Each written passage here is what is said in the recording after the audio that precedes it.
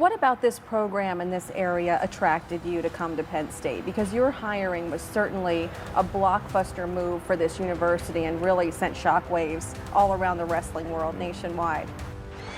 Looking to finish, and he does! Nico with the championship for himself and for the Nittany Lions! Well, I think just bottom line, it's just the great potential that the program has. They've had a strong history, and I think that we can take that history and just build on it. And if we do things the right way and with a lot of hard work and a little luck, I think we can really create a dynasty here. Dynasties aren't built by luck. They're not built by one recruiting class, and they're certainly not built by one great athlete. Dynasties are built by one decision at a time, one recruit at a time, one practice at a time. And then sometimes they begin with one person willing to bet everything on a vision that no one else could see. Before Penn State became the greatest dynasty in any college sports, they would just be another college program searching for an identity. And this game, this sport, belonged to the traditional powerhouses like Iowa, Oklahoma State, and Minnesota. These were the programs that dominated the national landscape. They had the championships. They had the legendary coaches. They had the generational athletes who established their place at the top of the sport.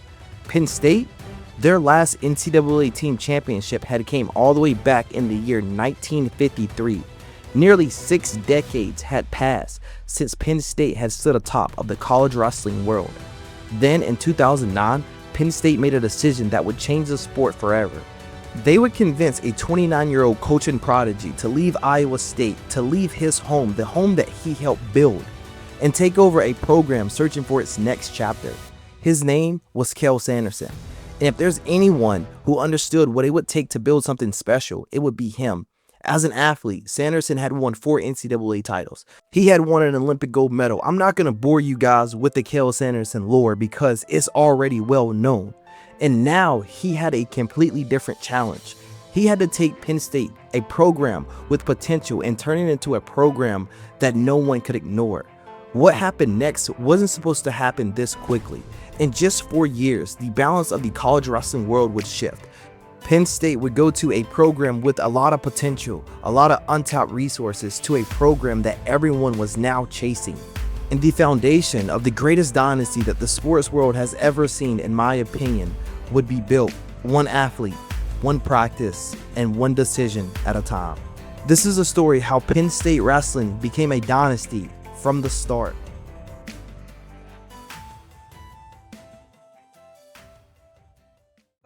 And their coach, Cael Sanderson. He was 159-0 and a 4-time NCAA champion. Does it get any better than that, Dan? Well, it doesn't as an athlete, but he's a coach. And he wants to take that record and forget about it and wants to build a new record, so that's why he's here. Before Penn State could become the standard of college wrestling, they first had to find the right leader. And in 2009, that leader was already proven that he can build championship teams. After finishing the only undefeated college career in NCAA history at 159-0, Cael Sanderson stayed at Iowa State, where he would quickly transition into the coaching role. And by the time he turned 27 years old, he had taken over one of college wrestling's most prestigious programs, and the results came in immediately. In 3 seasons, Sanderson led Iowa State to a 44-10 dual record, 3 straight Big 12 championships, and he coached 2 individual national championships, with coaching 15 All-Americans as well. And also, just to put the cherry on top of his coaching career, he would also have a 2nd place finish and a 3rd place finish at the NCAA Championships. While all of this sounds good, he had one crazy stat, and that was that every starter that he put on the mat qualified for the NCAA tournament at least one time throughout their career. At the age of 29, Sanderson had already established himself as one of the brightest young coaches in the country. So when Penn State opened up their job in 2009, it became one of the most attractive opportunities in college wrestling. High-level coaches around the country were looking at this position, hoping to take over this program with the resources and the potential that it had to become a national powerhouse. But Penn State wasn't looking for just any coach. They wanted Cael Sanderson. But the toughest part of this journey would be convincing Cael Sanderson to leave Iowa State. As I mentioned before, he did build this program up.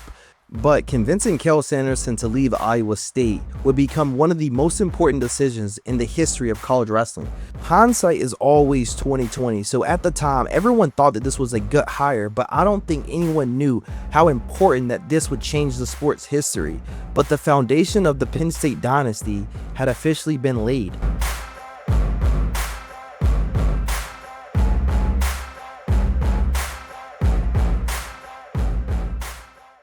It looks like Iowa State legend Cael Sanderson is on his way out of Ames. And first on air, A complete somber mood, Andy. with more complete coverage. Fans, of course, quite surprised to hear that Cael Sanderson leaving the program. When Cael Sanderson arrived in Happy Valley, no one expected an overnight transformation. The expectations were high, but building a championship program doesn't happen in a single season. Before Penn State could chase national championships, it would first have to change its culture. So this meant that the 2009-2010 season would also be another key piece in the foundation of the Penn State dynasty. I mean, hell, they had struggled the year before, just finishing with 8 wins, 12 losses, and 2 ties in the dual meet records, falling outside of the nation's top 10. Sanderson's first challenge wasn't winning an NCAA title right away, it was convincing everyone that Penn State belonged among college wrestling's elite. And the culture change would work out for the most part. In just his first season, Penn State would improve to a 13-win, 6 losses, and 1 tie for the dual meet record of the year. This would be a significant jump from the previous year. But more importantly, that the confidence inside the program was beginning to grow. Penn State had climbed back into the national conversation after finishing 9th at the NCAA Championships and ended the season ranked number 10 in the finals coaches poll. And when looking at individually, there were signs that Sanderson's philosophy was already taking a hold. Penn State would produce 3 All-Americans, including a national finalist. But as promising as Penn State looked, there was still one mountain in its way: Iowa. The Hawkeyes was everything that Penn State hoped to become. They stormed through the season with a perfect 23-0 dual meet record and dominated every opponent from start to finish.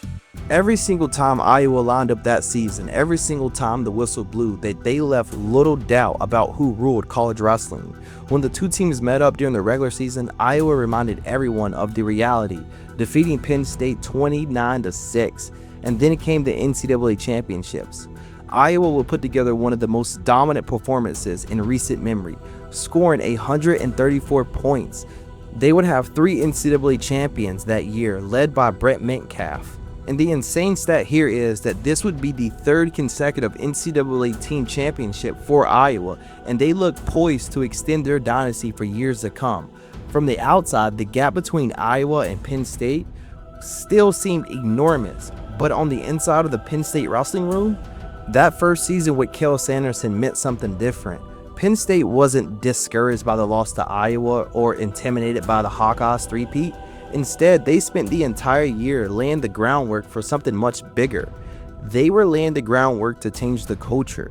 Cael Sanderson and company wasn't satisfied with simply returning to the top 10.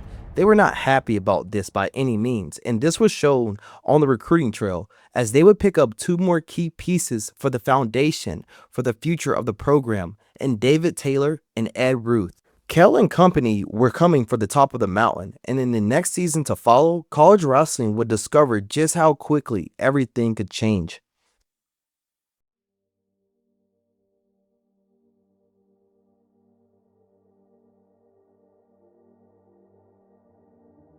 If the 2010 season was about proving that Penn State belonged, then the 2011 season would be about proving that they could win it all. The only problem? The rest of college wrestling had no intentions on giving up the throne. Although Iowa had entered the season as 3-time defending national champions, they surprisingly wasn't the team sitting on top of the preseason rankings. That honor would belong to Cornell University.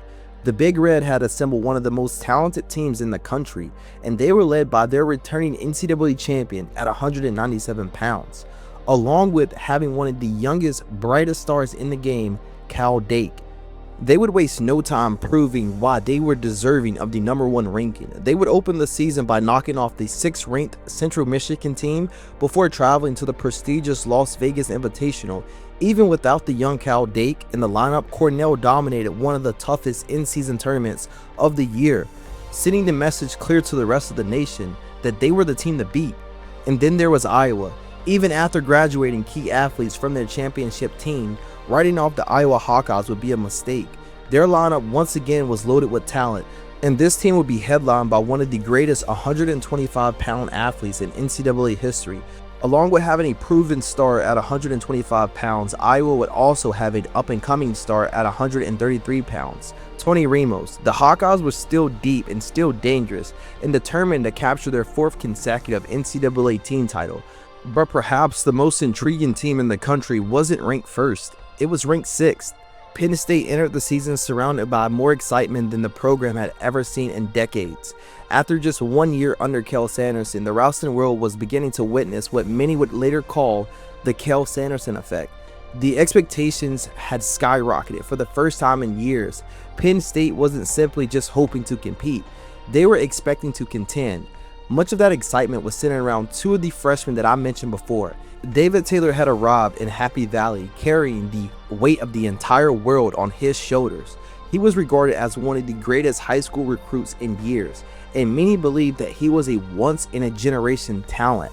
The question wasn't whether he had the ability to compete, it was whether if he could do it immediately, if he could live up to the hype of college wrestling on its biggest stages. Joining David Taylor would be Ed Ruth, another freshman with limitless potential. Ruth possessed all the physical tools to become a future NCAA champion, but raw talent alone doesn't guarantee success. Could he make the jump from high school standout to competing against the best wrestlers in the nation? But those 2 superstar freshmen would not be alone. Penn State had also returned one of the best veterans in the country. Ranked 3rd in his weight class, Quentin Wright, along with 9th-ranked Cam Wade. And to round out the Penn State roster for the 2011 season, Frank Molinaro and Andrew Long would both enter the season ranked inside of the nation's top 10, giving Cael Sanderson a lineup with a lot of talent at nearly every level. For the first time, Penn State wasn't viewed as an up-and-coming program. They were viewed as a legitimate title threat. And then the stage was set. Cornell would be the favorite. The defending champions, the Iowa Hawkeyes, would be looking to win their 4th straight NCAA team championship. And Penn State, fueled by the young rising core and a 2nd-year head coach who had already changed the culture, was preparing to challenge both Iowa and Cornell. College wrestling was about to witness the changing of the guard. Season tickets are going fast. Just $42 secures your seat for all 7 thrilling home duels. See 2nd-year head coach Cael Sanderson and the Nittany Lions as they take on Ohio State, Iowa, Pitt, and more on historic Rec Hall. If there were still questions about whether or not Penn State was a true national title contender, they didn't last long. They ripped through the first 7 dual meets without any resistance. And when you look at the scoreboard of these dual meets, they painted a picture better than any words that I could describe it with. Penn State scored 40 points 5 times during this stretch, beating the absolute hell out of every opponent that stepped on the mat. And this was done with an aggressive style that quickly became Sanderson's trademark of just simply having fun. And one of the biggest statements came against Ohio State. Ohio State was expected to provide a challenge. Instead, Penn State would literally dismantle them. They would beat them 42-3.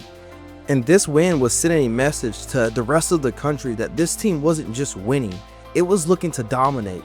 But the real measuring stick came at the tough Southern Scuffle tournament. As we all know, this tournament features some of the nation's best teams, including this year preseason number 1 Cornell. It was the first opportunity for Penn State and Cornell to go head-to-head. And when they did go head-to-head, neither team would blink. Cornell would have 3 individual champions. Penn State would also have 3 individual champions.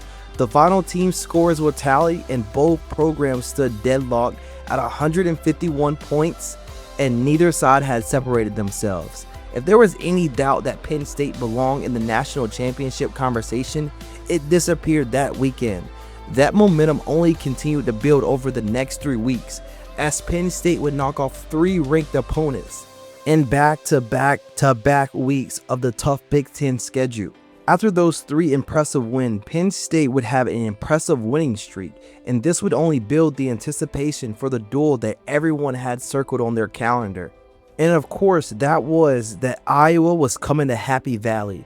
the defending Big Ten and NCAA champions who had won 3 straight national champions. They would enter the duel riding a 72-match winning streak. While Iowa came in ranked 8th nationally, Penn State had climbed all the way to number 1 for the first time in years. The center of college wrestling was not Iowa City, it was State College. More than 6,000 fans packed into the arena, creating one of the most electric atmospheres in Penn State wrestling history. For Cael Sanderson to put it in the simplest terms as possible, this would be the biggest dual meet in his young coaching career. And for the athletes at Penn State, it was an opportunity to prove that the dynasty everyone was predicting had truly arrived. But instead, they received a painful reminder of how difficult it was to dethrone the champions.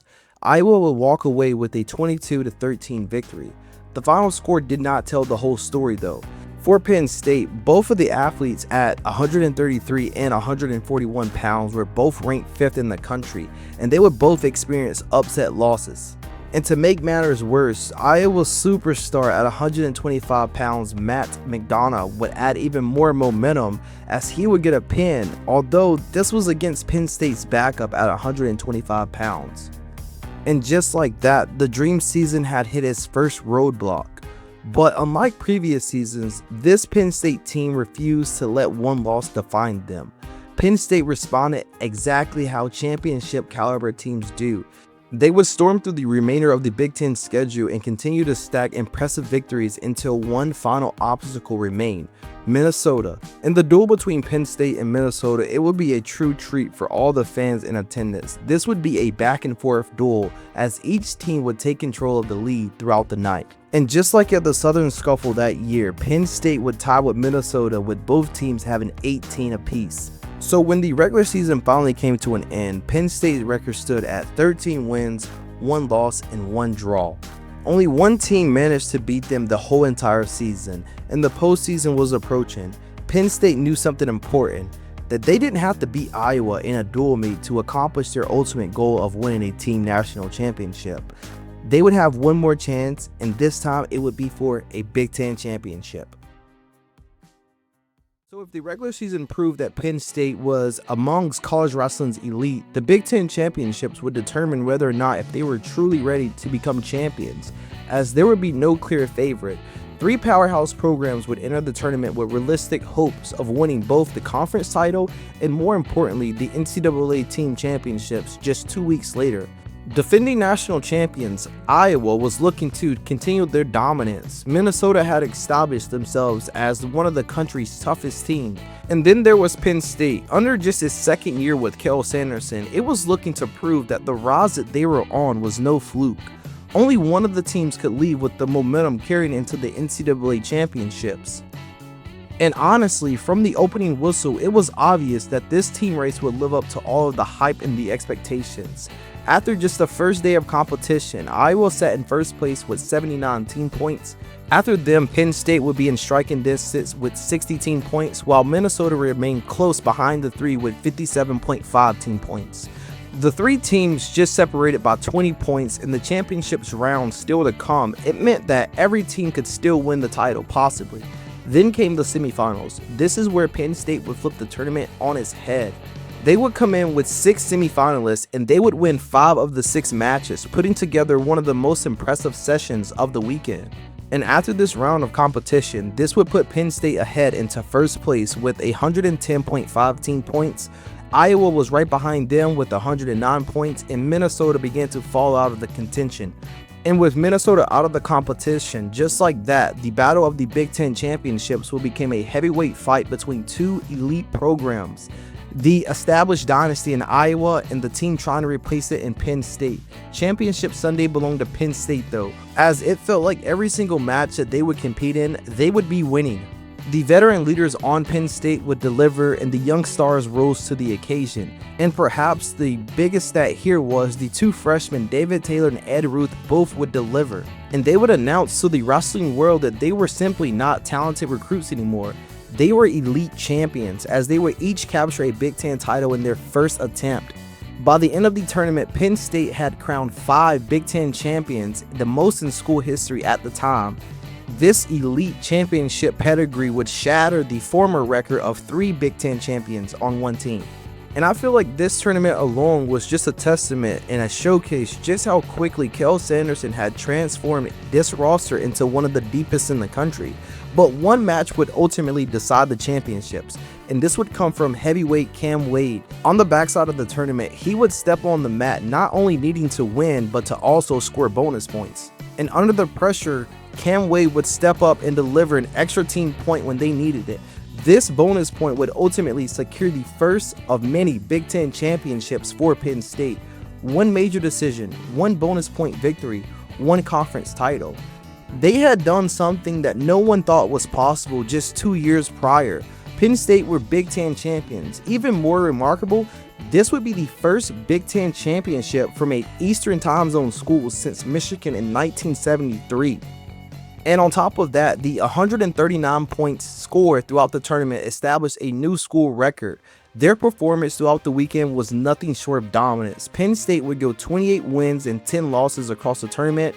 This would include a 9-2 record on the championship Sunday, while piling up 5.5 bonus points through technical falls, major decisions, and pinfalls. For the first time in a very long time, the rest of the college world had undeniable proof that the balance of the world was beginning to shift. There was only one tournament left, the NCAA Championships, coming up. The 2011 NCAA Championships would already be sold out before the first whistle even blew. This would be setting an all-time attendance record for the NCAA Championships at the time. Every seat would be filled, every eye in the wrestling world would be watching. Penn State had already conquered the Big Ten Championships. Now they had a chance to conquer the nation.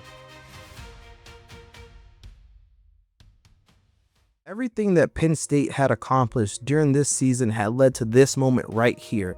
And I would say after the Big Ten Championships that they would probably be the hottest team in the country, carrying more momentum than anyone.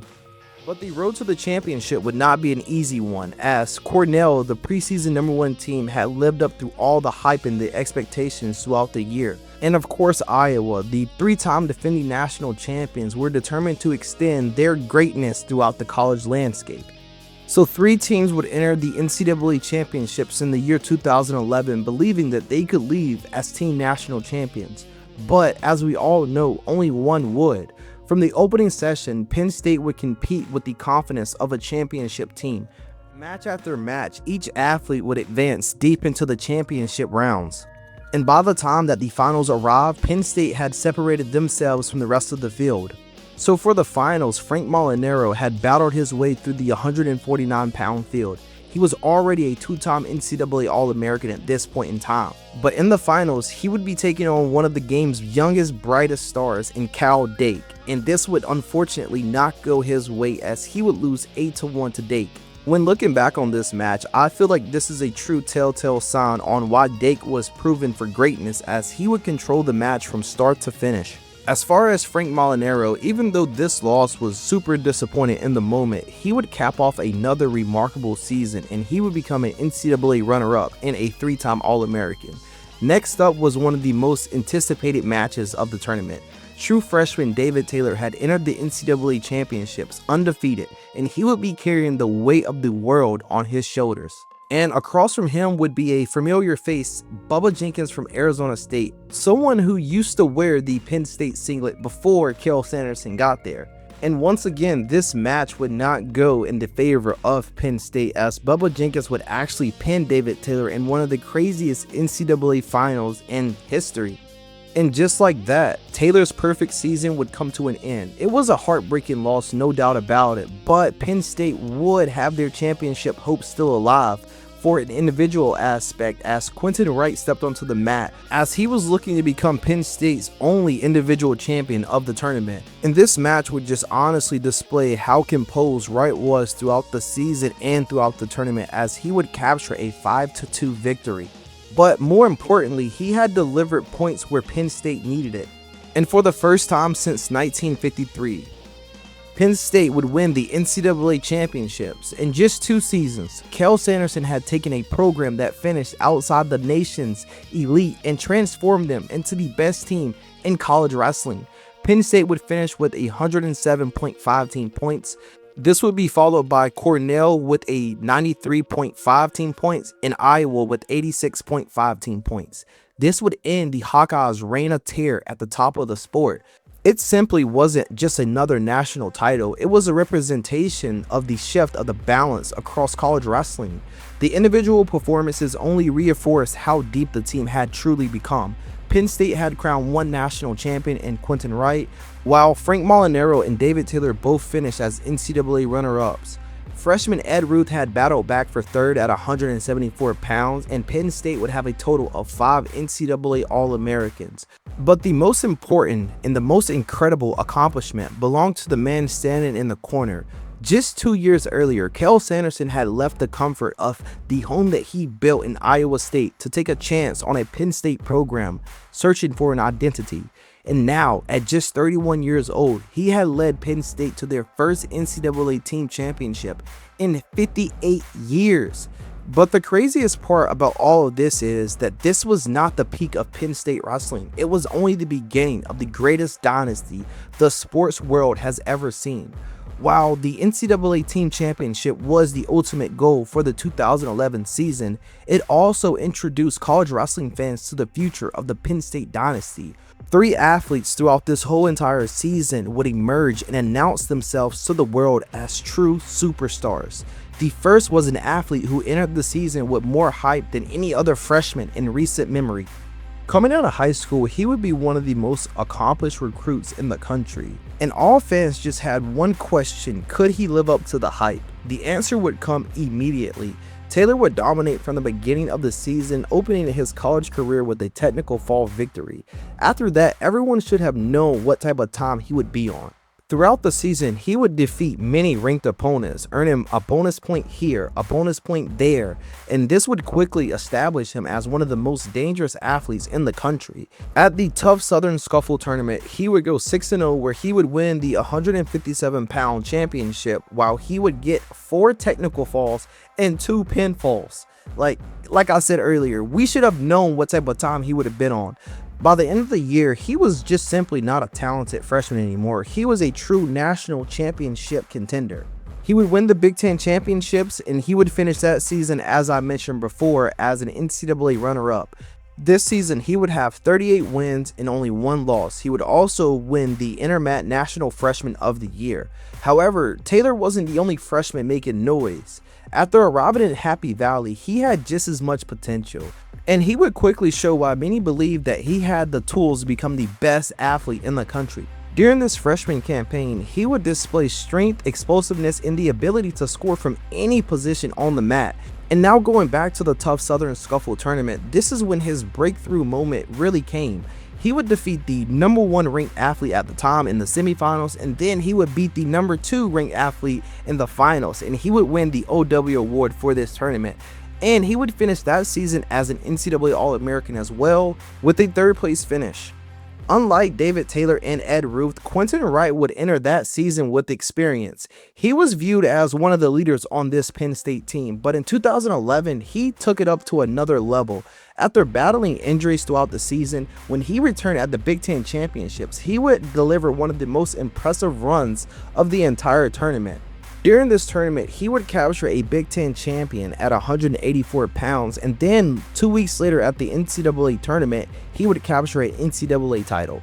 These 3 athletes would be a critical piece in the success that Penn State had in the 2011 season, but there was still more work to do.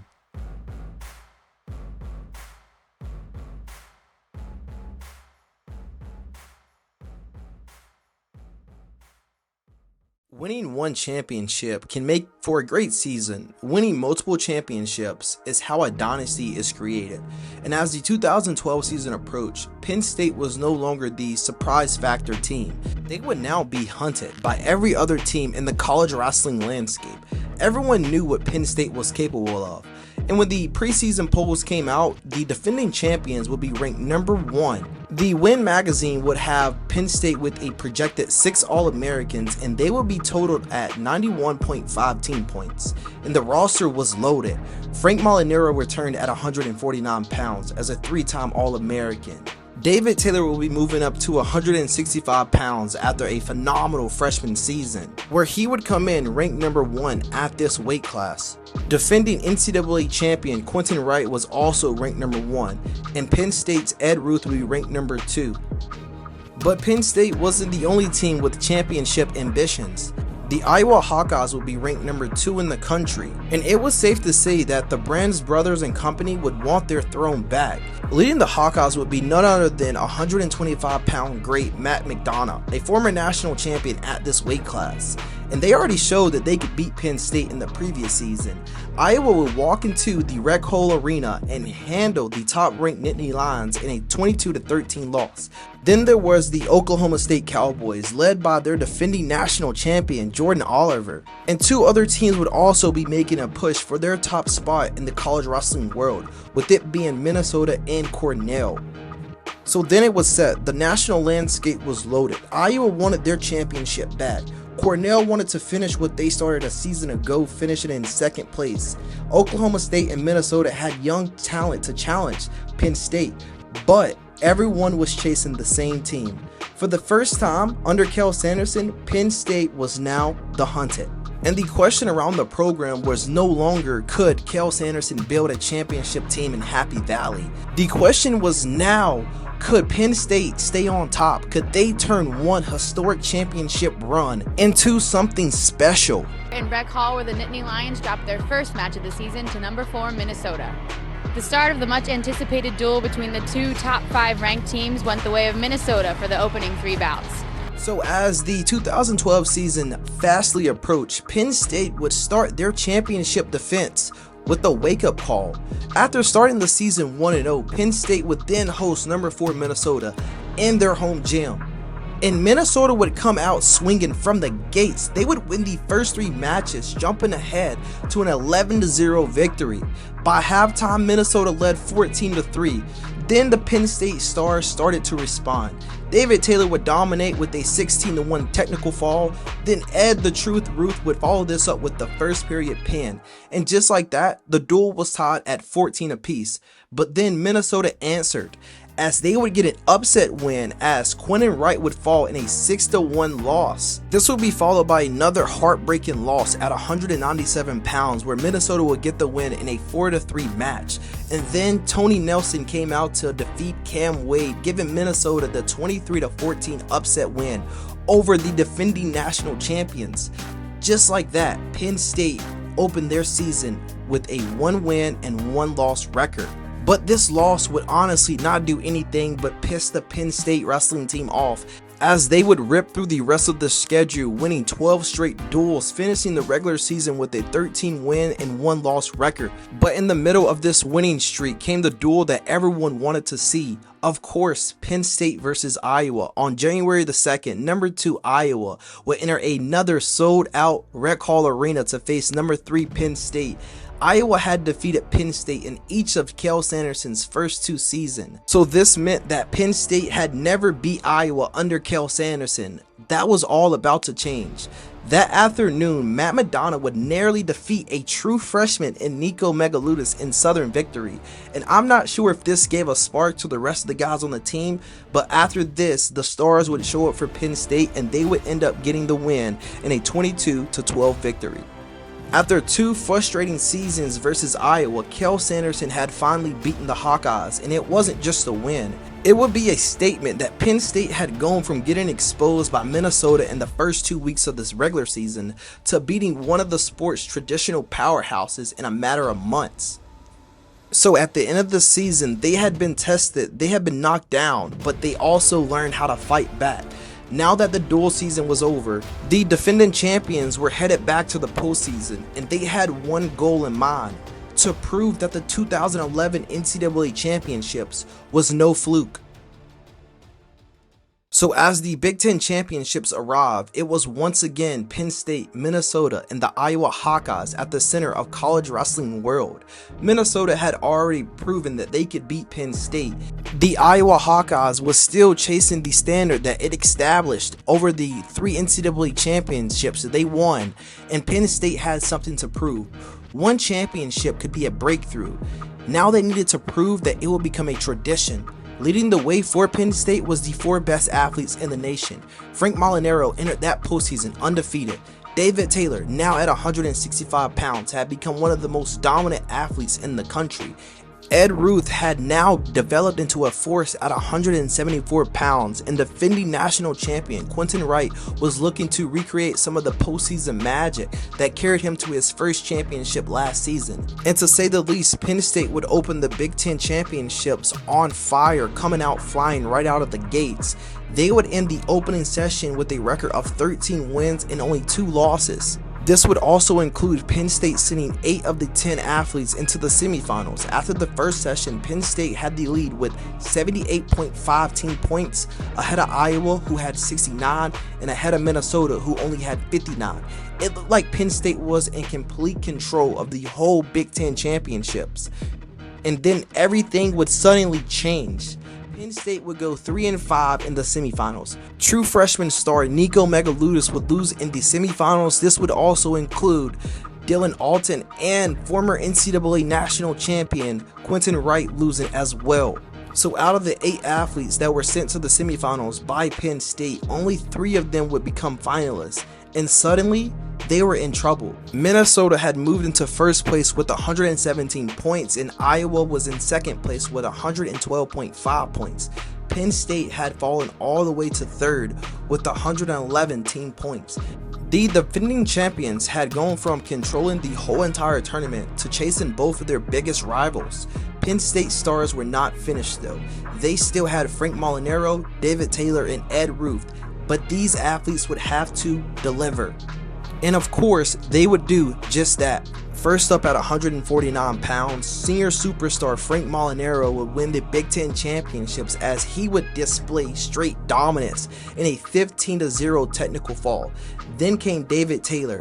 He would also get a major decision at 165 pounds, claiming the championship. And finally, it was Ed Ruth taking the mat at 174 pounds as he would get a 13-2 major decision. 3 finalists, 3 victories, 3 performances that was delivered with valuable team bonus points. Collectively, Frank Molinaro, David Taylor, and Ed Ruth outscored all of their opponents throughout the weekend, 39-4. And just like that, Penn State had completed one of the biggest comebacks in tournament history. They would capture their second Big Ten championships in back-to-back seasons with 149 points, followed by Minnesota, who had 134 points, and Iowa, who had 126 points. They had stormed back to win their Big Ten championships by 15 points. Every single athlete that Penn State brought to the tournament would place, and they would send 9 to the NCAA championships. Cael Sanderson was obviously named the Big Ten Coach of the Year in his second straight season. Minnesota had beaten this team during the regular season. Iowa desperately wanted their throne back, but when the championship was on the line, the Penn State Stars delivered. They had defended their Big Ten champion. Now there was only one more challenge throughout the season, the NCAA Championships. And they now have the golden opportunity to prove that the 2011 National Championships wasn't just a great run, but it was the beginning of something special. So after surviving the tough Big Ten championships, now came the real test, the 2012 NCAA tournament. And the defending champions would enter the tournament loaded with teams that were capable of knocking them off their throne. As we know, Minnesota had already beaten Penn State during the regular season and had one of the deepest lineups in the country. Iowa was still in the hunt. Cornell, led by Kid Dynamite Cal Dake, and Oklahoma State with a roster full of great athletes and talent. But if we really want to be honest here, there was no team that had more firepower through the middle of the lineup than Penn State. Frank Molinaro was the 1 seed, David Taylor was the 1 seed, Ed Ruth was the 1 seed, and they also had defending national champion Quentin Wright as a 6 seed, along with who I would consider Penn State's breakout star, true freshman Nico Megaludis was looking to make his mark at 125 pounds. Along with having all of this firepower from the top of the bottom of the lineup, they would also qualify 9 to the NCAA Championships. This would actually be the most athletes that Penn State qualified since 1999. And from the opening round, Penn State would be winning match after match, piling up bonus point after bonus point. It was Molinaro, David Taylor, Ed Ruth, and Quentin Wright who dominated their way through the early rounds. But the biggest surprise was the breakout star that I was mentioning earlier, Nico Megaludis. The true freshman would enter the tournament with the 10th seed, already having a couple losses throughout the year. But this time, this tournament, he would be turning heads, showing all the true potential that he had. He would defeat the 7th seed, the 6th seed, and the 2nd seed, all to make the NCAA finals as a true freshman. And Nico Megaludis would not be in the NCAA finals alone. Also reaching the finals for the 2nd straight year would be Frank Molinaro at 149 pounds, as well as David Taylor, who was damn near unstoppable this whole entire tournament, as he would win his first 4 matches by pinfall, including a 29-second fall in the quarterfinals.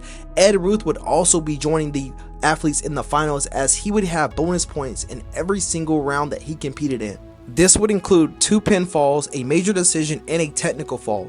And finally, Quentin Wright, the defending champion, defeated the number 3 seed, the number 2 seed, to return to the NCAA finals. Penn State had gone 5-0 in the semifinals. Having 5 athletes in the finals was the most that Penn State ever produced at one NCAA tournament at the time being. After the semifinals, Penn State had the lead with 124 points, 20 points ahead of Minnesota at 105 and Iowa in 3rd with 93. So before the finals even started, essentially the team title had already been wrapped up, and Penn State would be looking at back-to-back team NCAA championships.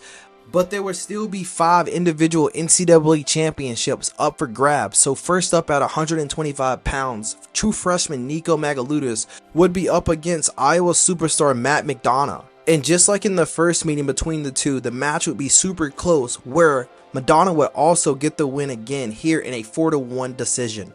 Megaludis may have fell short during this match, but as I said earlier, as a true freshman, he would go crazy. But next up would be Frank Molinaro at 149 pounds. At this point in time during his career, Molinaro has done it all and seen it all, but he had not become an NCAA champion. After finishing in 8th place, 5th place, and 2nd place, he would finally reach the top of the mountain, as he would win his first and only NCAA championship, as he would beat Dylan Ness of Minnesota. This would be a perfect cherry on top of his phenomenal career at Penn State, where he would finish the season 33-0, becoming a 4-time All-American in the process. Then David Taylor took the mat. Taylor had spent the entire tournament real deal putting belt on everyone who stepped in front of him, and the finals was no different. He would defeat Lehigh's Brendan Hatchett of a score 22-7, scoring a tech fall in the finals.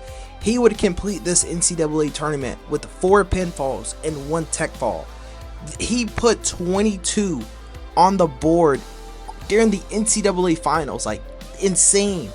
He was also named the OW of the tournament and the most dominant wrestler. But next up was Ed Ruth.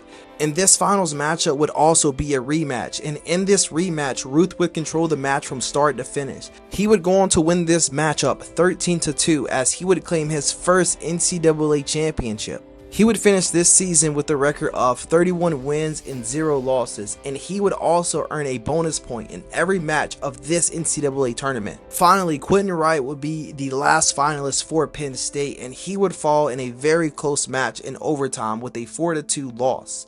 When it was all over, Penn State had produced 3 NCAA champions, 5 NCAA finalists, 6 NCAA All-Americans, with Dylan Alton claiming the 3rd place at 157 pounds. They would score 143 team points. Minnesota would finish in 2nd with 117.5 team points, and Iowa would finish in 3rd with 107.5 team points.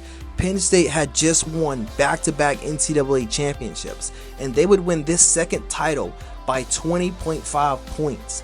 But as I said earlier, the biggest number was 2 titles in 3 seasons. Penn State had gone from a program searching for an identity to a program that was on top of the mountain for back-to-back seasons. But the most important stat here was the number 5, as 5 of the 6 All-Americans that I just named would be returning to Penn State next season. The Dynasty wasn't just alive, it was beginning to take shape. By the 2013 season, Penn State was no longer the young program trying to climb the top of the college wrestling world. Penn State was now the standard of the college world after capturing back-to-back NCAA championships. This also included a 2012 tournament where they would dominate, scoring 143 points and crown 3 individual national champions. Even after losing NCAA champion Frank Molinaro, Cael Sanderson's lineup remained loaded with championship-level talent across the board. And when the preseason polls came out, this proved to be true as Penn State would be ranked number 1. This would be ahead of Iowa, Minnesota, and Oklahoma State. And it was honestly easy to see why, as they would have 5 athletes ranked inside the top 2 in their respective weight classes. At 125 pounds, Nico Megaludis was returning as the number 2 ranked wrestler after reaching the NCAA Finals as a true freshman. At 157 pounds, Dylan Alton would enter the season ranked number 2 after finishing 3rd at the NCAA tournament the year prior. Then it came to the heart of the Penn State lineup. David Taylor would be returning at 165 pounds after completing one of the most dominant seasons in college history, where he went 32-0, win the NCAA title, and he secured 4 pinfalls and a tech fall at the national tournament. This would earn him the Hodge Trophy. Ed Ruth would then be moving up from 174 pounds to 184 pounds after finishing the previous season undefeated and winning his first NCAA championship. Quentin Wright would also be moving up, leaving 184 pounds to make room for Ed Ruth, so he would be at 197 pounds. All 3 of these athletes that I just named would be ranked number 1 at their weight classes. From lightweights to the upper weights to heavyweight, Penn State had star power after dominating the NCAA championship.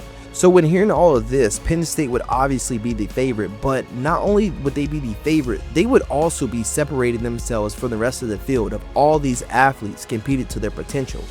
But Iowa still remained as Penn State's biggest threat. The Hawkeyes were led by 3 proven stars: Matt McDonough at 125 pounds, Tony Ramos at 133 pounds, and Derek St. John's at 157 pounds. By this point in time, McDonough was already a 2-time NCAA champion, and he would be ranked number 1 at 125 pounds ahead of Nico Megaludis. Tony Ramos was coming off a 3rd place finish, while Derek St. John was the NCAA runner-up for the 2012 tournament, and he would be ranked number 1 at 157 pounds. They would be ranked number 2 right behind Penn State, and they would have 6 athletes projected to become All-Americans that season. Minnesota would also be another contender, as they would come into the preseason polls ranked 3rd, led by Tony Nelson, heavyweight great, and superstar at middleweight Dylan Ness, who just finished as the NCAA runner-up to Frank Molinaro.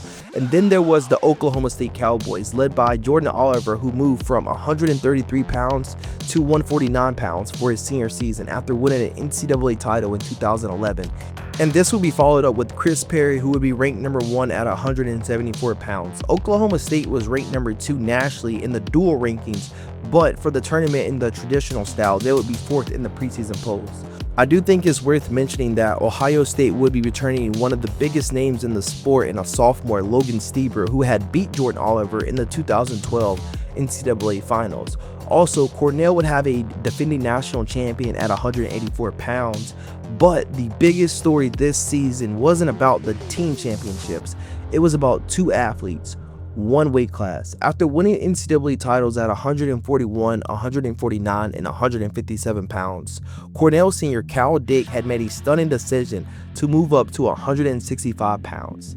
And this would be the same weight class that David Taylor will be competing at. Dake was chasing history, attempting to become the only 4-time NCAA champions in 4 different weight classes, while becoming the 3rd 4-time champion. But standing in his way would be David Taylor, the undefeated defending national champion and the reigning Hodge Trophy winner. 2 national champions, 2 of the biggest stars in this game, 1 weight class, 1 champion. So there you have it, the landscape for this 2013 season. Penn State entered the season chasing their 3rd straight NCAA team championship. David Taylor was chasing another undefeated season, but Cael Dake would step directly into his path. This would add so much anticipation and hype for the season. It was about to produce one of the biggest showdowns in college wrestling history.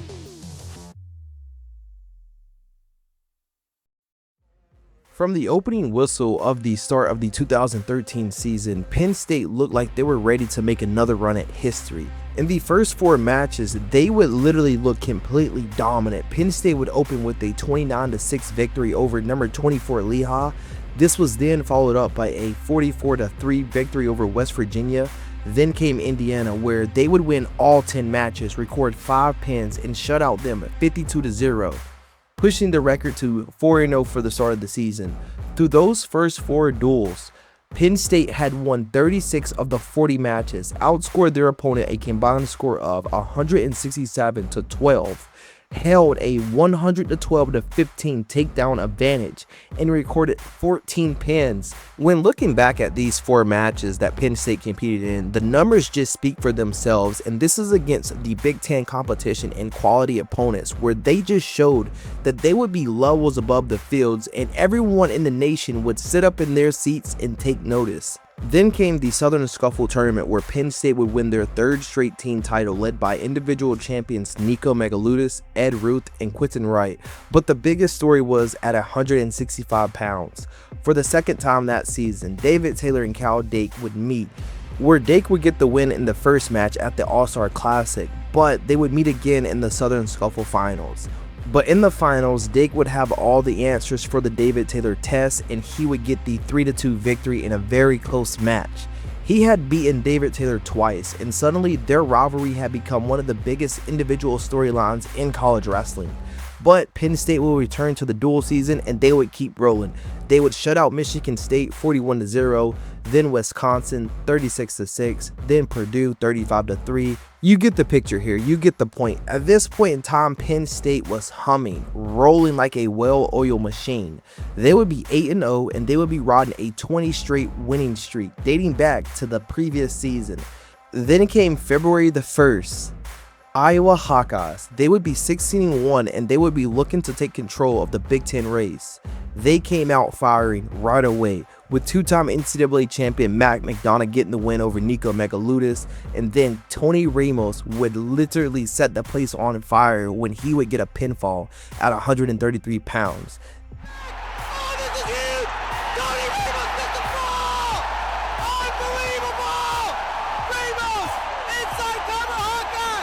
But no, Iowa wasn't done winning just yet. They would get all the way up to 12-0 before Penn State won their first match.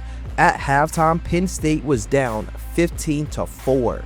But the stars showed up. David Taylor would dominate his match. Quentin Wright, Ruth, they would all dominate their match. But Iowa continued to keep winning the close matches. This would include a 1-point victory when Matt Brown and Jimmy Lawson both lost. Penn State had dropped 3 matches just by 1 point. The early deficit was too much to catch. Iowa would defeat Penn State 22-16, ending their 20-match winning streak and handing them their first loss of the season. But as a true championship team would do, Penn State would then fight back to finish their dual season at the record of 13 wins and only 1 loss. They would be 7-1 in Big Ten conference play, but Iowa had won the regular season conference championship. But Penn State was always built for March. This loss to Iowa had exposed a weakness. Now Penn State had a chance to answer. The Big Ten championships were next up.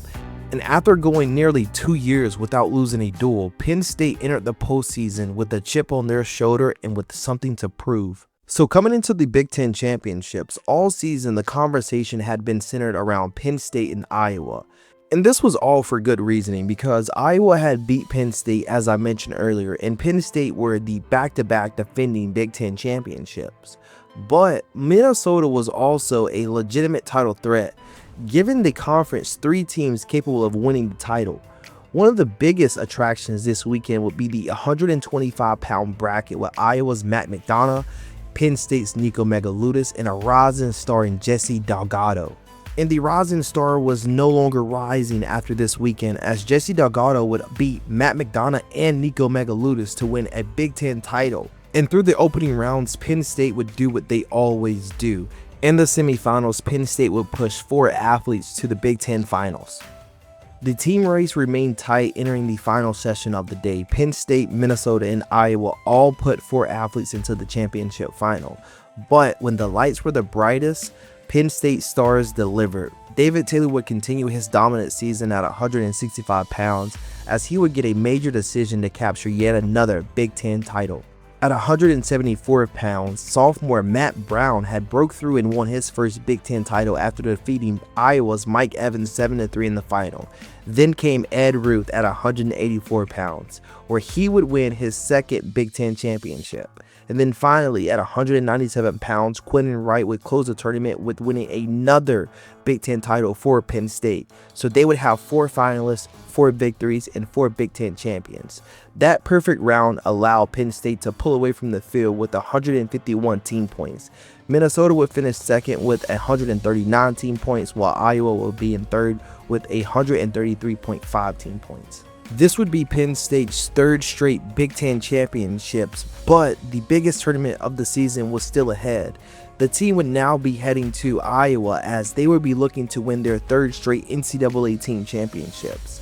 David Taylor and Ed Ruth were looking to defend their individual titles that they won the year prior, as Nico Megaludis was chasing redemption after finishing second last season, and Quentin Wright was preparing for his final NCAA tournament of his college career. And then there was 165 pounds. Cornell's Cael had already won 3 NCAA titles. You guys know the story. David Taylor from Penn State was the defending national champion at this weight. Now the collision course was officially on between 2 generational talents. And just like that, the stage was set for the 2013 NCAA Championships. Coming into the NCAA Championships, Penn State would be the favorite, but a dangerous new challenger had emerged. Oklahoma State would enter the NCAA Championships with one of the most complete tournament teams in the country, led by Jordan Oliver, freshman sensation Alex Derringer, top-seeded Chris Perry, and returning national finalist Tyler Caldwell. Yes, Penn State had the star power, but Oklahoma State had enough throughout the lineup to challenge Penn State for the team national championship. From when the first whistle blew, Penn State would show they are who they are for a reason, as they would take the lead in the earlier rounds. Heading into Friday night semifinals, Penn State would have the lead over Oklahoma State, but it just been cut to 1 point. Penn State needed their biggest stars to deliver, and every single one of them did. At 125 pounds, Nico Megaludis would make his 2nd straight NCAA finals. Then David Taylor would face Oklahoma State's Tyler Caldwell in the semifinals, with this match being super important as it was a team race match. But David Taylor would play no games and leave no doubt as he would pin Tyler Caldwell, and this would be his 4th pin of the tournament. He would be on a different level from everyone that he was truly competing against, and he would be earning the maximum amount of bonus points every single round. Then at 174 pounds, sophomore Matt Brown would make it to his first NCAA finals. This was then followed up by Ed Ruth at 184 pounds, making it to the NCAA finals. Then the senior Quentin Wright would complete Penn State's perfect semifinal round, as he would also make it to the NCAA finals, as they would have 5 semifinalists, 5 straight wins, and 5 national finalists. Penn State had created a little separation from Oklahoma State, but the Cowboys refused to just go away. During the consolation rounds, they would have 3 athletes all battle back to finish 3rd. Oklahoma State would then move within 3 points of Penn State heading into the championship finals. The team race was still undecided, and first up for Penn State was at 125 pounds Nico Megaludis. And unfortunately for Nico, for the 2nd straight year of him reaching the NCAA finals, he would lose in the finals, coming up short. Then next up was the match that everyone had been waiting for. Cael versus David Taylor, with Dake chasing history and Taylor chasing revenge. But only one could leave as the NCAA championship. This match was as close as everyone expected it to be. But in the end, it wasn't meant to be for David Taylor at this point in time, as Cael would secure the victory in a 5-4 win. Cael had made history, 4 different weight classes, 4 different NCAA championships. If you haven't seen my video on him, you should definitely check it out after this one. Even though that David Taylor did not get the win here, his tournament run should not be overlooked by any means necessary, as having 4 pinfalls in 4 rounds at the NCAA tournament is just truly insane.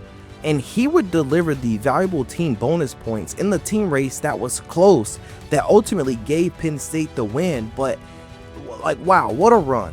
What a run. Next up, at 174 pounds, it would be Matt Brown, who would be facing Oklahoma State's Chris Perry. And just like David Taylor and Nico Megaludis, it just wasn't meant to be for Matt Brown, as he would fall in a super close tiebreaker match 2-1, with Chris Perry getting the individual national championship for the Cowboys. Penn State needed its final two athletes to deliver. First up was Ed Ruth, as he would get a major decision to capture his second NCAA championship, also adding another critical bonus point for Penn State. So finally, Quentin Wright would take the mat for his final match of his college career, and he would complete his career with one more final victory, getting the 8-6 win and becoming a two-time NCAA champion in the process. Penn State had produced 5 national finalists, 5 All-Americans, and 2 NCAA champions, with Ruth and Wright standing on top of the podium when it was all said and done, while Nico Megaludis, David Taylor, and Matt Brown finished as NCAA runner-ups. Once the final scores were calculated, Penn State had the win with 123.5 team points, and Oklahoma State had 119.5. Only 4 points separated them. And once again, Penn State was on top. For the 3rd straight year, Penn State would be the NCAA team champions. But I feel like this championship was a lot different from the first two, as Penn State had been pushed to the limit and challenged the whole way through the final matchups. But when the pressure was at its highest, the stars delivered. And I just have to go back to the team points that David Taylor gave them throughout the 4 pinfalls. Like, insane, truly insane. But now the dynasty was no longer beginning to form. By the end of 2013, Penn State had taken control of college wrestling, and they were the new standard. But somehow, some way, they were not finished just yet. 3 straight NCAA team championships had transformed Penn State into one of the most powerful programs in college wrestling. But as the 2014 season approached, the team would be chasing something that would put them in a completely different category. And this would be 4 consecutive NCAA team championships. But let's remember how we got here. Before the Penn State rise, the Iowa Hawkeyes had controlled the sport. From 2008 to the 2011 season, they would win 3 straight NCAA team championships. It would appear that Iowa was the next dynasty, the next team that would continue their dominance into the new era. But then Cael Sanderson arrived at Penn State, and once he got there, the balance would shift almost instantly. They would win NCAA titles in the years 2011, 12, and 13. They survived Oklahoma State by only 4 points to win their 3rd NCAA title. Penn State matched Iowa's three-peat. Now they had the opportunity to surpass it, because in many eyes, winning 3 championships established Penn State as one of the best teams of that moment. But 3 championships is not a dynasty. Not yet. 4 would make this program into a dynasty. And only 2 programs in the history of college wrestling had won 4 straight NCAA team championships, with Iowa and Oklahoma State being the other 2 teams. And then there was Penn State, hoping to join this exclusive group of teams, while becoming the first program to accomplish winning 4 straight NCAA team championships since Iowa in the 1980s. The preseason rankings reflected just how close the race would be, as surprisingly, Minnesota would open up the preseason ranked number 1 ahead of the defending champions in Penn State, as they would be led by 2 of the greatest athletes in program history, David Taylor and Ed Ruth, as both of these athletes will be entering their final season at Penn State. Both athletes will be NCAA finalists, national champions, and they both had unfinished business. Taylor nearly dominated every opponent that he faced last season. However, the ending for David Taylor was not the one that he was hoping for. He would move into his final season in the year 2014 as the clear favorite at 165 pounds, determined to finish his college career with his second NCAA title. Then there was Ed Ruth, who would return at 184 pounds as Penn State's only defending national champion individually. He had captured NCAA titles in the years 2012 and 13 and now had a chance to become Penn State's first ever 3-time NCAA champion. His combination of speed, power, and the ability to score from anywhere made him one of the most dominant athletes in the country. Penn State would also return 2 more NCAA finalists in Nico Megaludis, who had reached the NCAA finals twice in the years 2012 and 13, but he would unfortunately lose both of them, so he would still be searching for his first national championship. Also, Matt Brown will be back at 174 after his breakout sophomore season. Brown had won a Big Ten title and reached the NCAA finals the year before, but he would lose an incredibly close tiebreaker match to Oklahoma State's Chris Perry. With David Taylor, Ed Ruth, Nico Megaludis, and Matt Brown, Penn State possessed one of the most experienced championship cores in the country. But with all of this hype from the experienced athletes on this team, a new name would be entering the lineup: Zain Retherford. The Zain train had arrived to Penn State as one of the country's top recruits, and he won a Cadet World title as well. Unlike many of the freshmen that entered the Cael Sanderson program, Zain would not be spending his first season redshirting. Penn State needed him to go right away. And to be honest, at the time, no one knew exactly how Zain would pan out in his first season starting at Penn State, but his arrival, looking back on it, represented something on a larger scale than one talented freshman joining an already loaded lineup, with Taylor and Ruth representing the generation that helped build Penn State into a national powerhouse. Zain Retherford represented what was coming next. He would be the first major star of the Penn State's next generation, the generation that would eventually include Jason Knopf, Bo Nickel, Vincenzo Joseph, and Mark Hall. The first era of the Dynasty was approaching its conclusion. Without anyone realizing it, the second one was already beginning. Zain would enter the most compelling weight class in the country, as Ohio State's Logan Stieber already won 2 NCAA titles in the years 2012 and 13, with his second one being at 141 pounds. Stieber was already halfway there to becoming a 4-time NCAA champion. With Dake ending his historic career, Stieber became the next wrestling contender to win 4 NCAA titles. He entered that season as an established star, especially at this weight class, and Zain Retherford would enter this weight class as an unknown freshman, but their paths were almost certain to cross.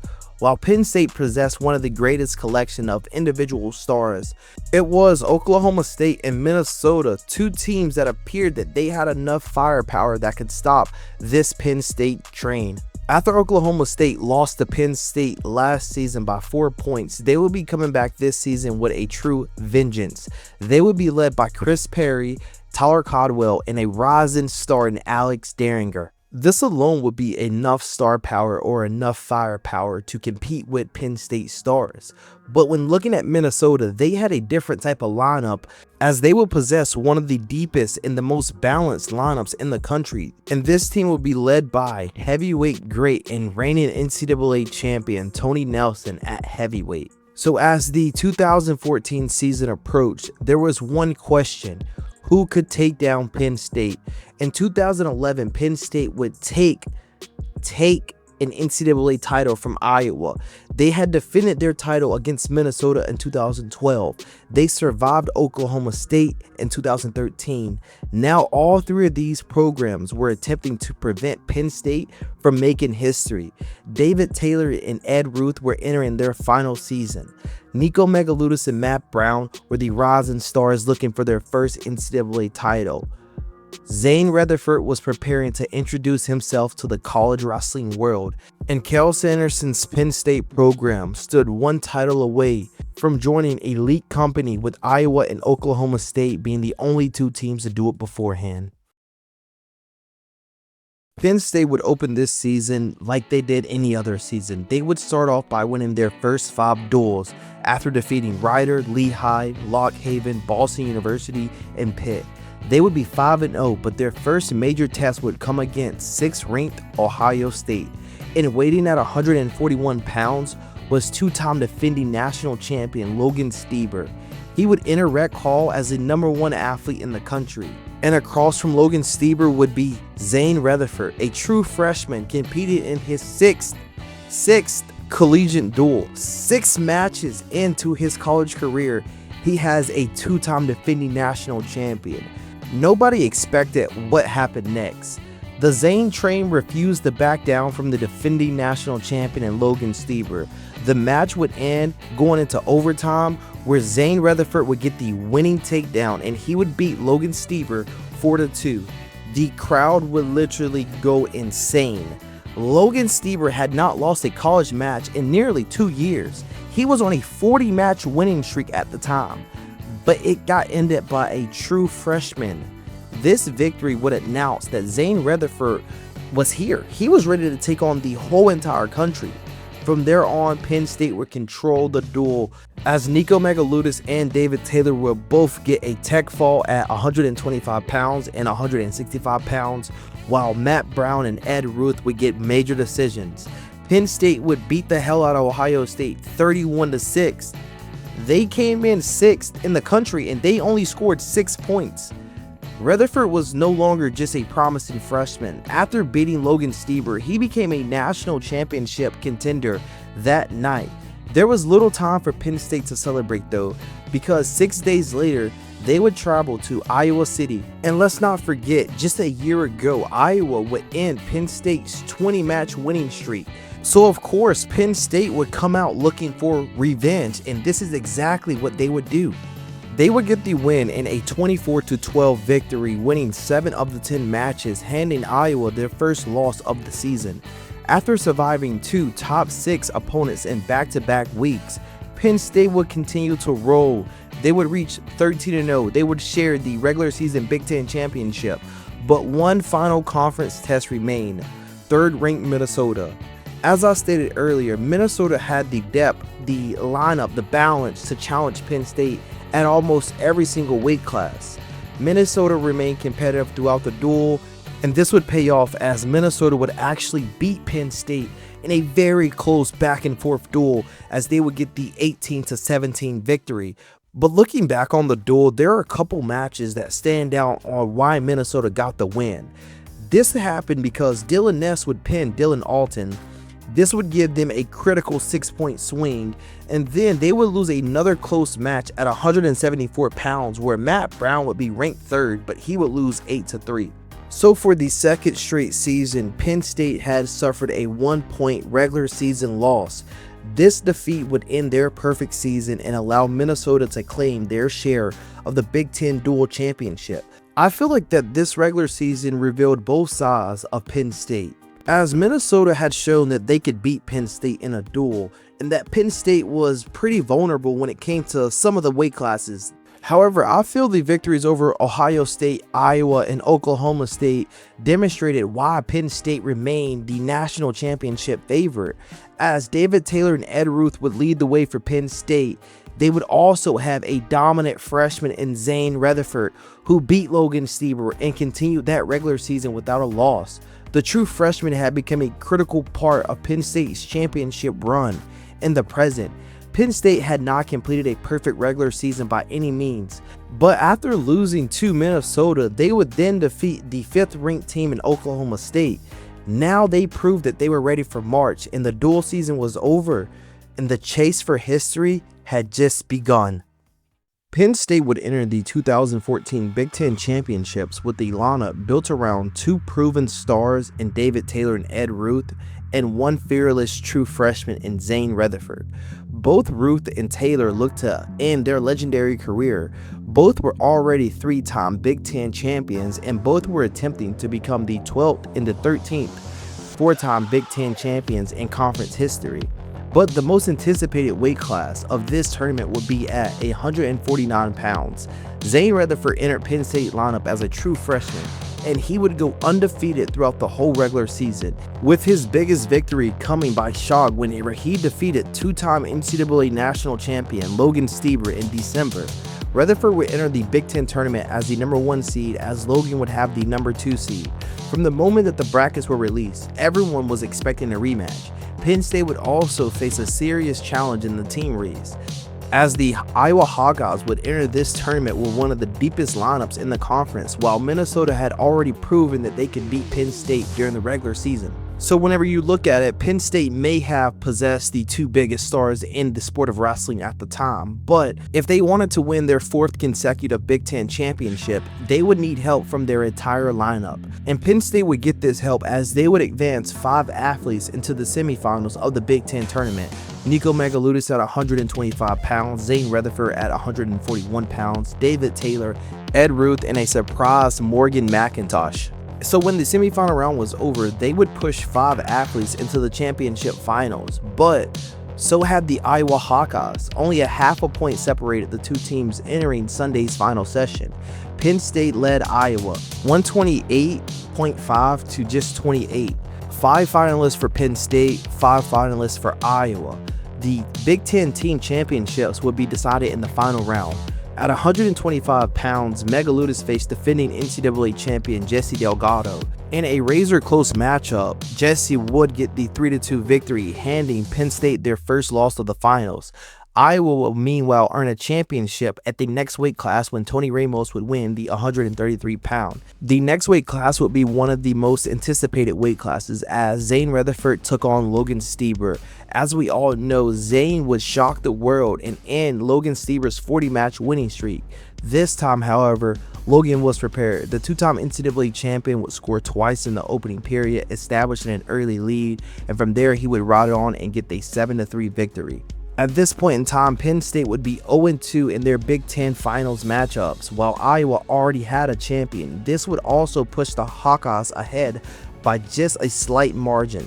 Penn State needed their 2 senior leaders to change the momentum. First up was David Taylor, as he faced Iowa's Nick Moore in the 165-pound finals, and David Taylor would make quick work and dominate this match from start to finish as he would get a 14-5 major decision.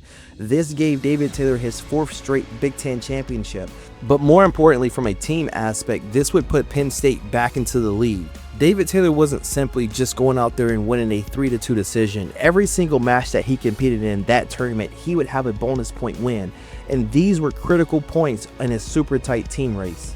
With Penn State now having the lead, the championship was now in reach and they could close the book at 184 pounds.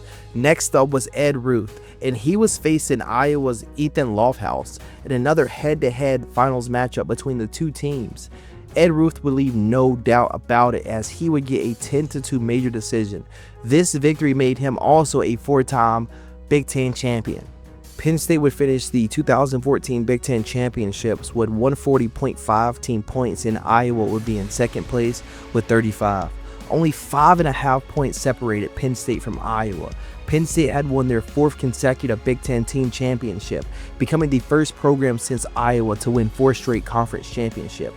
And once again, bonus points made the difference here. Throughout the tournament, David Taylor and Ed Ruth did far more than advance. They would generate additional points when Penn State needed them. As I stated earlier, this team race was super close. When looking at the two-headed monster together, combined, they would have 8 individual conference championships. Neither one of these athletes would lose to a Big Ten opponent.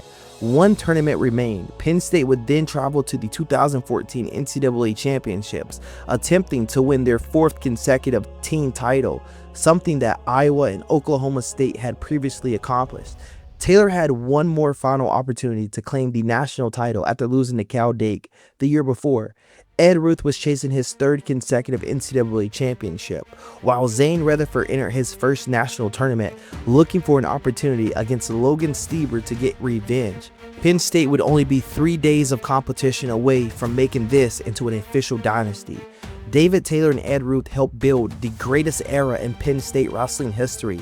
Now they had one more tournament to finish it. The 2014 NCAA Championships would be Penn State's closest championship battle yet. Minnesota would enter as one of the deepest teams in the country.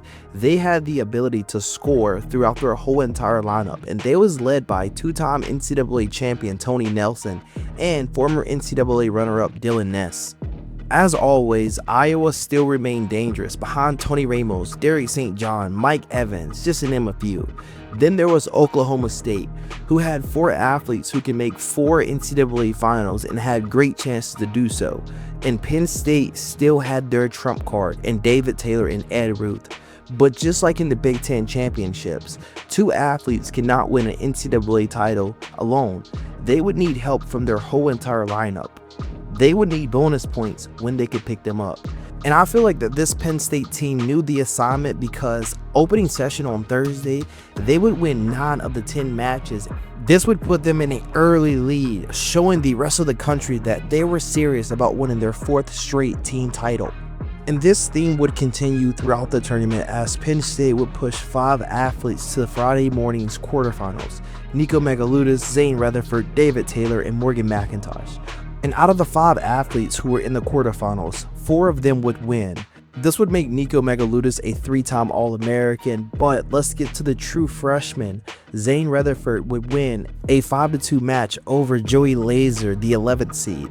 This victory would make him an NCAA All-American in his first season at Penn State. The only athlete from Penn State to suffer a loss here will be Morgan McIntosh. So in the semifinals, Penn State would have 4 athletes. The only problem was Minnesota and Okie State would also have 4 semifinalists. After 3 sessions, Penn State was in the lead by 61 points. Minnesota was directly behind them with 59 points, and Oklahoma State was behind Minnesota with 56 points. 5 points separated the top 3 teams. This four-peat was in true danger, and it would not get any better for Penn State as Nico Megaludis would lose at 125 pounds to Cornell's Nashawn Garrett, and Zain Retherford would lose his rematch with Logan Stieber. Another loss, so this meant that Penn State was 0-2 in their first 2 semifinals matches. So once again,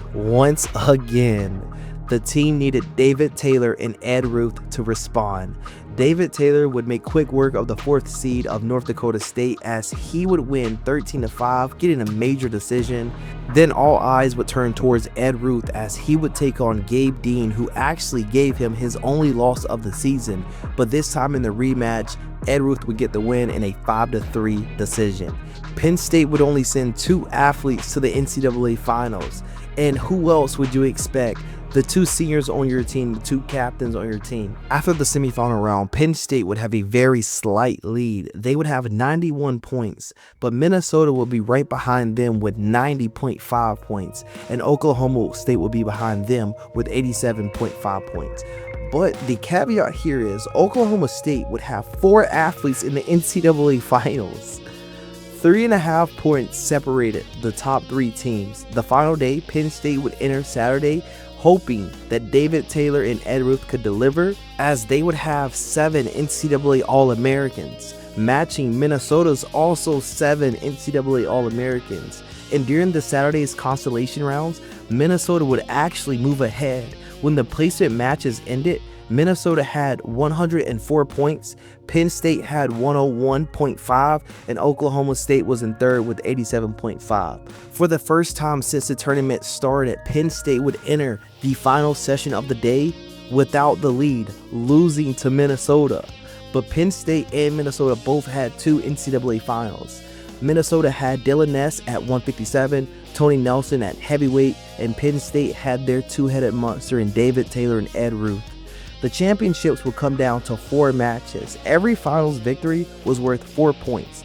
This is just important information to know as the video continues. So the championship rounds would actually start at 174 pounds, so they could end off at 165 pounds. So this meant that Ed Ruth would be the first athlete for Penn State to compete, and he would do what he's always done. He understood the assignment. He knew the stakes. He knew that if he lost, that Penn State would still be losing to Minnesota. But no need to worry. Ed Ruth would deliver, as he would get the 7-2 decision, and with that victory, he became Penn State's first 3-time NCAA champion in school history.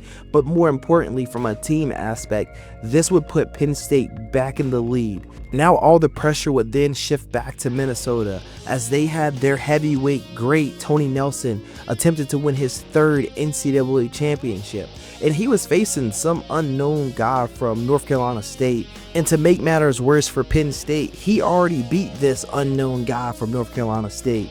However, this would not be the case, as Tony Nelson would lose in the final period. Minnesota had missed his first opportunity to put themselves back ahead. Then Minnesota would turn to Dylan Ness at 157 pounds.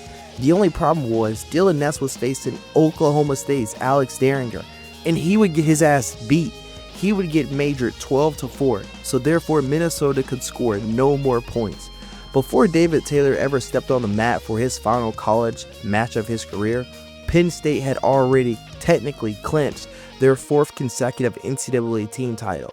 The dynasty was officially completed, but David Taylor still had to write his final chapter. A year ago, he walked off the mat after losing to Cal Dake, and he was determined to end his college career as an NCAA champion, and he would do just that. He would control the match from start to finish, and he would win 6-0. He had captured his 2nd NCAA championship and completed a 34-0 senior season. After 3 days of consistent pressure, only 5.5 points separated Penn State from Minnesota. Penn State had survived. They had won 4 consecutive Big Ten championships and now 4 consecutive NCAA team championships. They would officially join Iowa and Oklahoma State as the only programs to win at least 4 straight team championships. But this team title meant so much more when you look back on it because you know the history of Penn State. This team championship marked the end of the era that started everything. The two-headed monster from 2011 through 2014, David Taylor and Ed Ruth were the centerpieces of the Penn State rise. They meant more to this team than winning individual championships. They were the athletes that Cael Sanderson could depend on whenever the team needed a bonus point, whenever the momentum changed. No matter the circumstances, whenever everything was on the line, whenever the championship was on the line, these two athletes would always step up. David Taylor would finish his career with a record of 134 wins to only 3 losses. He would be a 4-time NCAA finalist, a 2-time national champion, and a 4-time Big Ten champion. Ed Ruth would end his career with 136 victories to only 3 losses. He would become Penn State's first 3-time NCAA champion, and he would join David Taylor as a 4-time Big Ten champion. Together, they had 8 All-Americans, 8 Big Ten champions, and 5 individual NCAA titles. And more importantly, they would help Penn State win 4 straight team titles. A moment was never too big for these athletes. When Penn State needed points, they produced bonus. When Penn State needed people in the finals, they always advanced. When Minnesota took the lead on the final day of their final NCAA tournament, Ruth would put Penn State back in front, and David Taylor would complete the celebration with one more victory. They were the two-headed monster at the center of Penn State's success. Their college careers helped transform Penn State from a rising program into the new standard of college wrestling. The 2014 championship ended the first great chapter of the Cael Sanderson era.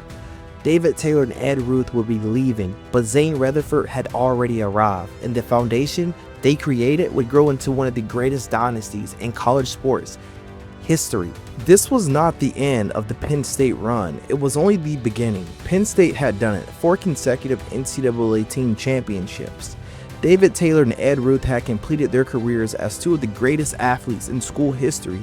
Together, they became the centerpiece of the team that transformed Penn State from a sleeping giant into the most powerful program in the sport of college wrestling.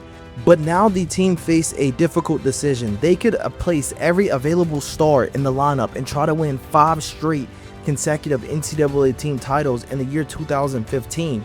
Or Cael Sanderson could think beyond one season. He could choose the future, and that's exactly what he did. And I honestly think what Cael Sanderson did, this chess move, was the smartest chess move in wrestling history. He would take off the 2015 season, or I shouldn't say take off. He would let the big dogs rest, as he would redshirt Nico Megaludis, Zain Retherford, Jason Knopf, Bo Nickel, and a handful of other phenomenal athletes. And this single chess move would set the future for the Penn State wrestling program as they would go on a run. But for more on this, you just have to wait for the next video.